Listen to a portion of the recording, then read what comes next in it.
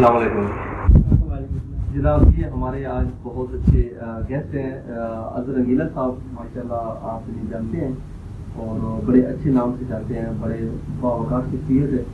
तो आज मेरी इनसे गुजारिश है कि एक जो इनको बहुत अच्छा गाना लगता है या जो माशाल्लाह हर गाने ये बहुत अच्छे सिंगर भी हैं एक्टर के साथ साथ, तो मैं चाहूँगा कि एक कोई प्यारा सा गाना जो है वो आज हमें डेडिकेट करें। ठीक है जी, यानी कि से पहले अफतारी से पहले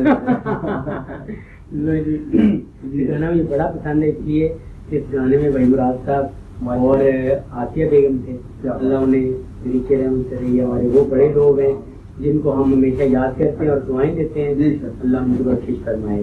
तो सबसे बड़ी बात मेरी अब्दुल खान साहब, क्या बात, तो उनकी आवाज़ थी, तो उनकी आवाज़ तो फिर क्या बात है, सदियाँ याद रखेंगे उनकी आवाज़ को, इस तरह उन्होंने गाया है। मैं थोड़ा सा सुनाई देता हूँ। मोहब्बत जिंदगी है और तुम मेरी मोहब्बत हो, तुम हो बंदगी मेरी, तुम मेरी इबादत हो। मोहब्बत जिंदगी है और तुम मेरी मोहब्बत